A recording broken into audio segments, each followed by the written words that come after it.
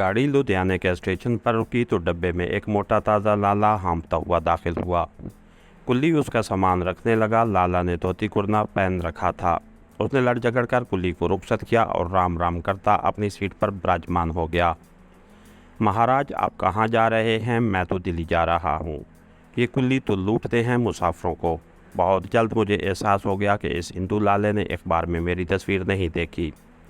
वो दिल्ली में कपड़े का कारोबार करता था। देर तक बोलता रहा, फिर सीट पर दराज हो गया। थोड़ी देर बाद उसके खराटे गूंज रहे थे। ट्रेन स्टेशन पर स्टेशन छोड़ती भागी चली जा रही थी।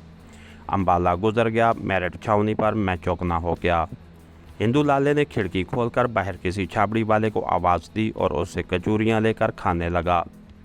बड़े करब आमेज इंतज़ार के बाद गाड़ी मेरठ छावनी से रवाना हुई। दिल्ली के करीब करीब पौ फटने लगी। मोटा लाला अभी तक खराटे ले रहा था।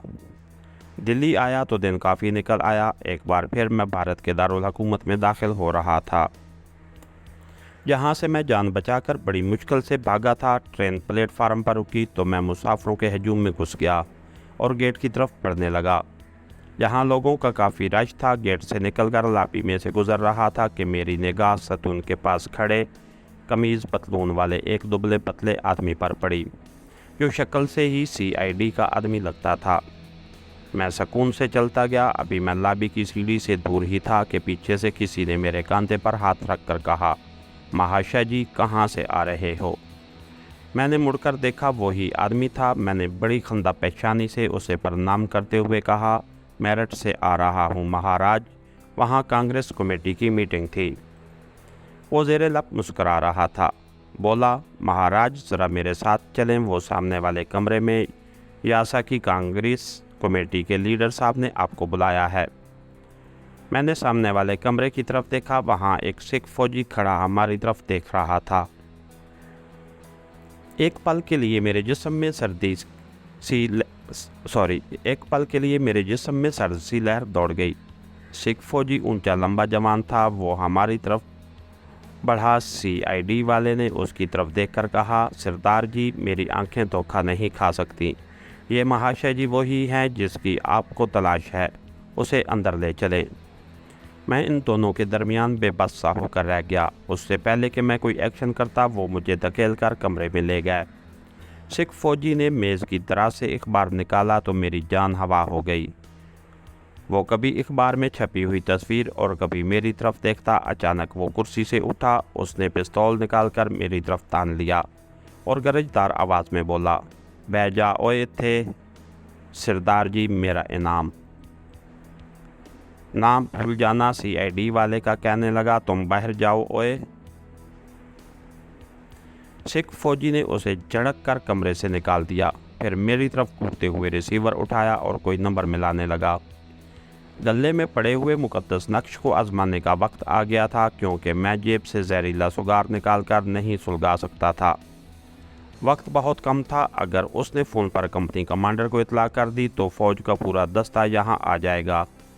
मैंने बुज़ुर्ग की हदायत के मुताबिक दिल ही दिल में कलमा तैयबा पढ़कर नक्श पर एक निगाह डाली। फिर सिख फौजी की तरफ देखने लगा। मैं कांग्रेसी लीडर हूँ, तुम मुझे जानते हो। मुझे अपनी हिफाजत में यहाँ से निकालो। मैंने अपने सामने खड़े पिस्तौल वाले सिख फौजी की आंखों में आंखें डालकर ये फ़िक्रे दिल में दोहरा दिए और नक्श के असर का इंतज़ार करने लगा।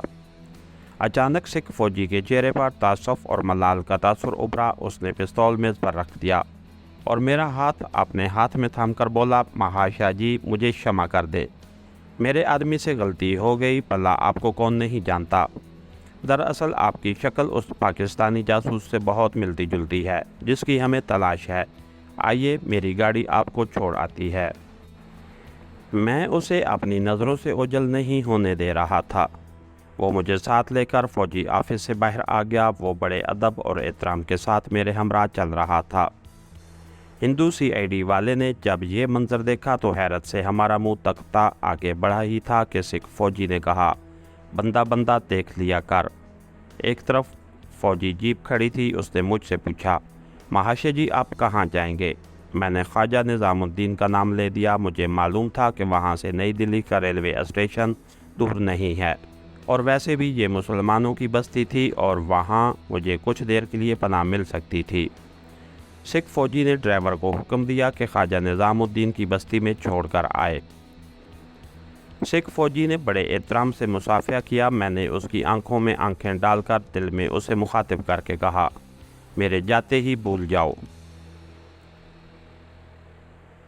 کہ تم کسی کانگریسی لیڈر یا مشکوک آدمی سے ملے تھے۔ یہ کہہ کر میں جیپ میں سوار ہو گیا۔ جیپ روانہ ہو گئی۔ جب سکھ فوجی میری نگاہوں سے اوجھل ہو گیا تو میں نے ہندو ڈرائیور سے کہا کہ تیز تیز چلے۔ مجھے کچھ معلوم نہیں تھا کہ کہاں جانا ہے، جہاں میرا کوئی جاننے والا بھی نہیں تھا۔ ایک اعتبار سے یہ بات میرے حق میں ہی جاتی تھی۔ یہ بات واضح تھی کہ سکھ فوجی تو میرے نقش کے اثر کی وجہ سے میرے بارے میں سب کچھ بھول جائے گا، لیکن ہندو CID والا مجھے فوجی جیپ میں جاتے دیکھ چکا تھا۔ وہ یہی سمجھے گا کہ سکھ فوجی نے رشوت لے کر مجھے چھوڑ دیا ہے، لہٰذا مجھے گرفتار کروانے کی سر توڑ کوشش کرے گا۔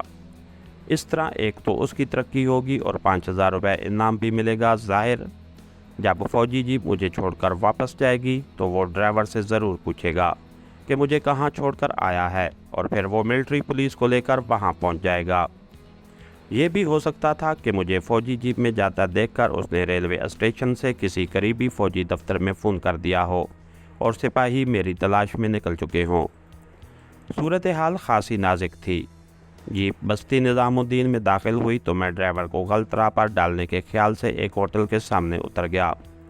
اسے یہ تاثر دیا کہ میں اسی ہوٹل میں مقیم ہوں۔ جیپ نگاہوں سے اوجھل ہوئی تو میں نے ایک رکشہ لیا اور اسے درگاہ حضرت نظام الدین کی طرف چلنے کے لیے کہا۔ اس وقت سب سے بڑا مسئلہ میرا کانگریسی لباس تھا، جسے جلد از جلد نجات حاصل کرنے کی ضرورت تھی۔ پیسے میرے پاس تھے۔ رکشہ ایک شاپنگ سینٹر کے قریب سے گزرا تو میں وہاں اتر گیا۔ بہت بڑا شاپنگ سینٹر تھا جس میں ہر قسم کی دکانیں اور اسٹور موجود تھے۔ ایک اسٹور ریڈی میڈ کپڑوں سے بھرا ہوا تھا۔ میں شیشے کی ایک الماری میں لٹکا ہوا سمر سوٹ دیکھ رہا تھا کہ مجھے محسوس ہوا ایک شخص کاؤنٹر کے پاس کھڑا مجھے گھور رہا ہے۔ ایسی حالت میں میرا یہاں کانگریسی لباس اتار کر سمر سوٹ پہن کر نکلنا مشکوک بنا سکتا تھا۔ چنانچہ میں کچھ خریدے بغیر ہی اسٹور سے نکل آیا، پھر دوسرا رکشہ لیا اور درگاہ کی طرف چل دیا۔ راستے میں ایک ملٹری پولیس کی جیپ قریب سے گزر گئی۔ میں نے رکشے والے کو ایک بازار میں مڑنے کو کہا اور تھوڑی دور جا کر اتر گیا۔ ساتھ ساتھ بنی ہوئی کوارٹر نما چھوٹی کوٹھیوں والا علاقہ تھا۔ ادھر ادھر چھوٹی سڑکیں ایک دوسرے کو کاٹتی گزر رہی تھیں۔ میں مکان کے سامنے سے گزر رہا تھا کہ بورڈ پر ڈاکٹر نور الحسن زیدی ہومیو لکھا دیکھا۔ میں نے گھنٹی بجا دی۔ دروازہ ایک پختہ عمر کے دبلے پتلے اچکن پوش بزرگ نے کھولا۔ انہوں نے اپنے سامنے ایک کانگریسی لباس والے لیڈر نما نوجوان کو دیکھا تو ہاتھ جوڑ کر نمسکار کہا اور دریافت کیا کہ مجھے کس سے ملنا ہے۔ ڈاکٹر نور الحسن زیدی صاحب، آپ ہی کا نام ہے؟ میں نے پوچھا۔ جی ہاں، تشریف لائیے۔ وہ مجھے کوئی مریض سمجھ کر اندر لے گئے اور ڈرائنگ روم میں بٹھا دیا۔ فرش پر غصہ پٹا قالین بچھا ہوا تھا، پرانی وضع کے صوفے تھے، دیوار پر کربلائے مولا کے قطعے آویزاں تھے۔ زیدی صاحب میرے سامنے صوفے پر بیٹھ گئے اور بولے، مریضوں کو میں عام طور پر صبح 9 بجے کے بعد دکان پر ہی دیکھتا ہوں، لیکن آپ تشریف لے آئے ہیں تو فرمائیے میں آپ کی کیا خدمت کر سکتا ہوں؟ زیدی صاحب، میں اس وقت ایک عجیب مصیبت میں مبتلا ہوں، فرمائیے کیا عارضہ لاحق ہے؟ میں نے بڑے رازدارانہ انداز میں کہنا شروع کیا۔ زیدی صاحب، میرا نام سجاد رضوی ہے۔ میں مشرقی پاکستان سے جان بچا کر یہاں آ گیا ہوں۔ وہاں میرا ایکسپورٹ امپورٹ کا چھوٹا سا کاروبار تھا۔ میں سیالکوٹ پاکستان کا رہنے والا ہوں۔ ڈھاکہ فال ہوا تو وہاں قتل عام شروع ہو گیا۔ میں ڈھاکہ سے چٹاگانگ کی طرف فرار ہو گیا۔ کئی ماہ پیس بدل کر جنگلوں میں پھرتا رہا، پھر ایک اسمگلر کی مدد سے بھارت کی سرحد پار کر کے کلکتے آ گیا۔ یہاں بھارتی پولیس میرے پیچھے لگ گئی۔ میں ان کے چنگل سے فرار ہو کر دلی آ گیا۔ یہاں ڈاکٹر زیدی صاحب کو میری گفتگو نے پریشان کر دیا۔ جلدی سے بولے، بھائی صاحب، میں آپ کی کوئی مدد نہیں کر سکتا۔ یہاں کے مسلمانوں کو پولیس پہلے ہی شک کی نگاہ سے دیکھتی ہے۔ یہاں اپنے بال بچوں کے ساتھ عزت کی روٹی کھا رہا ہوں۔ میں کسی مصیبت میں نہیں پڑنا چاہتا۔ اتنا وعدہ کرتا ہوں کہ آپ کے بارے میں کسی سے بات نہیں کروں گا۔ ज़ैदी साहब, आप मेरे लिए इतना तो कर सकते हैं कि मुझे अपनी कोई पुरानी एचकन और कमीज़ पजामा ही दे दें।